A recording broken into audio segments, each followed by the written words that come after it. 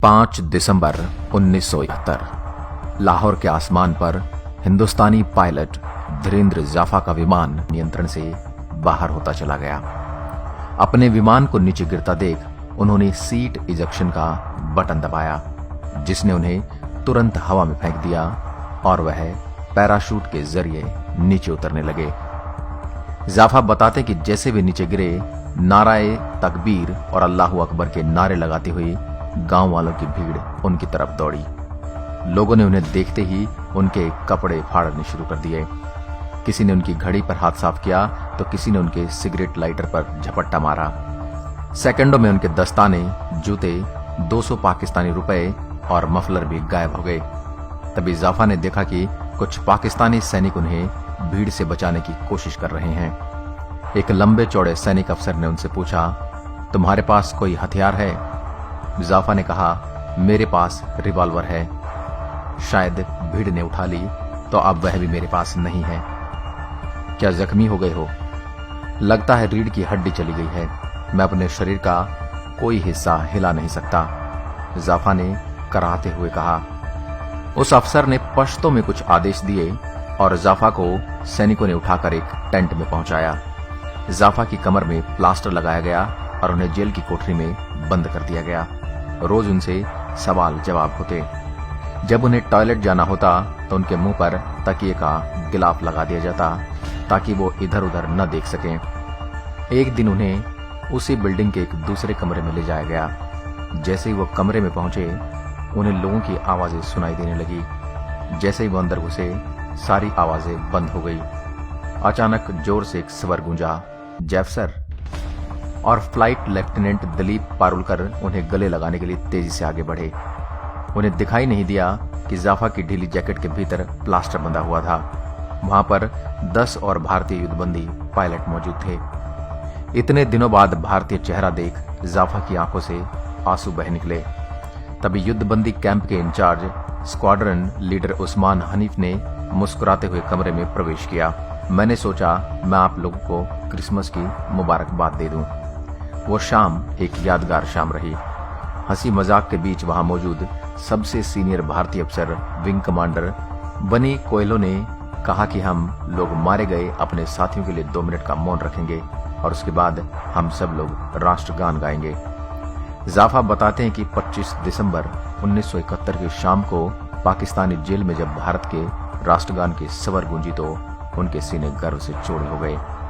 इस बीच भारत की नीति नियोजन समिति के अध्यक्ष डीपी धर पाकिस्तान आकर वापस लौट गए, लेकिन इन युद्ध बंदियों के भाग्य का कोई फैसला नहीं हुआ।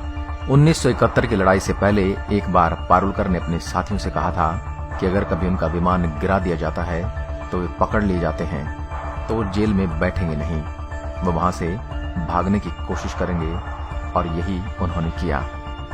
बाहर भागने की उनकी इस योजना में उनके साथी थे फ्लाइट लेफ्टिनेंट ग्रेवाल और हरीश सिंह जी। तय हुआ कि सेल नंबर 5 की दीवार में 21 बाई 15 इंच का छेद किया जाए, जो पाकिस्तानी वायुसेना के रोजगार दफ्तर के अहाते में खुलेगा, और उसके बाद 6 फुट की दीवार फलांग कर वो माल रोड पर कदम रखेंगे। इसका मतलब था करीब 56 ईंटों को उसका प्लास्टर निकालकर ढीला करना और उसे निकलने वाले मलबे को कहीं छिपाना। करविला ने एक इलेक्ट्रिशियन का स्क्रू ड्राइवर चुराया। ग्रेवाल ने कोको कोला की बोतल में छेद करने वाले धारदार औजार का इंतजाम किया। रात में दिलीप पारुलकर और ग्रेवाल 10 बजे के बाद प्लास्टर खुरचना शुरू करते। हैरी और चाटी निगरानी करते कि कहीं कोई पहरेदार तो नहीं आ रहा। इस बीच ट्रांजिस्टर के वॉल्यूम को बढ़ा दिया जाता। भारतीय कैदियों को जिनेवा समझौते की शर्तों के हिसाब से 50 फ्रैंक के बराबर पाकिस्तानी मुद्रा हर माह वेतन के तौर पर मिला करती थी, जिससे वो अपनी जरूरत की चीजें खरीदते और कुछ पैसे बचाकर भी रखते। इस बीच पारुलकर को पता चला कि एक पाकिस्तानी गार्ड औरंगजेब दर्जी का काम भी करता है। उन्होंने उससे कहा कि भारत में हमें पठान सूट नहीं मिलते, क्या आप हमारे लिए एक सूट बना सकते हैं? औरंगजेब ने पारुलकर के लिए हरे रंग का पठान सूट सिला। कामत ने तार और बैटरी की मदद से सुई और मैग्नेटाइज का एक काम चलाऊ कंपास बनाया, जो देखने में फाउंटेन पेन की तरह दिखता था। 14 अगस्त को पाकिस्तान का स्वतंत्रता दिवस था। पारुलकर ने अंदाजा लगाया कि उस दिन गार्ड लोग छुट्टी के मूड में होंगे और कम सतर्क होंगे। 12 अगस्त की रात उन्हें बिजली कड़कने की आवाज सुनाई दी और उसी समय प्लास्टर की आखिरी परत बिछाती रही। 3 लोग छोटे से छेद से निकले और दीवार के पास इंतजार करने लगे। धूल भरी आंधी के थपेड़े उनके मुंह पर लगना शुरू हो गए थे। नजदीक ही एक पहरेदार चारपाई पर बैठा हुआ था, लेकिन जब उन्होंने उसकी तरफ ध्यान दिया तो पाया कि उसने धूल से बचने के लिए अपने सिर पर कंबल डाला हुआ था। कैदियों ने बाहरी दीवार से माल रोड की तरफ देखा। उन्हें सड़क पर खासी हलचल दिखाई दी। उसी समय रात का शो समाप्त हुआ था। तभी आंधी और बारिश एक साथ आना शुरू हो गई। चौकीदार ने अपने मुंह से कंबल को हटाया और चारपाई समेत वायुसेना के रोजगार दफ्तर के बरामदे की तरफ दौड़ लगा दी। तीनों कैदियों ने जेल की बाहरी दीवार फलांग ली। तेज चलते हुए वो माल रोड पर बाएं मुड़े और सिनेमा देखकर लौट रहे लोगों की भीड़ में खो गए। थोड़ी दूर चलने के बाद अचानक फ्लाइट लेफ्टिनेंट हरीश सिंह को एहसास हुआ कि वो पाकिस्तान की सबसे सुरक्षित समझे जाने वाली जेल से बाहर आ गए हैं।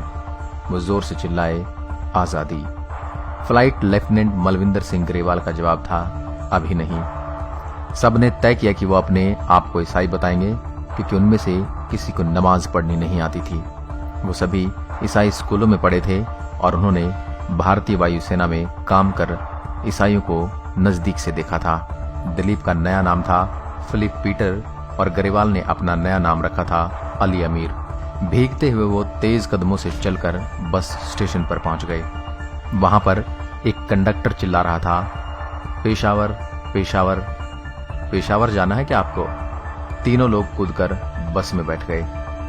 सुबह के 6 बजते बजते वो पेशावर पहुंच गए। वहां से उन्होंने जमरूद रोड जाने के लिए तांगा किया। तांगे से उतरने के बाद उन्होंने पैदल चलना शुरू कर दिया। फिर वो एक बस पर बैठे। उसमें जगह नहीं थी तो कंडक्टर ने उस बस की छत पर उनको बैठने के लिए कहा। जमरूद पहुंचकर उन्हें सड़क पर एक गेट दिखाई दिया। वहां पर एक साइन बोर्ड लगा हुआ था, आप जनजातीय इलाके में घुस रहे हैं।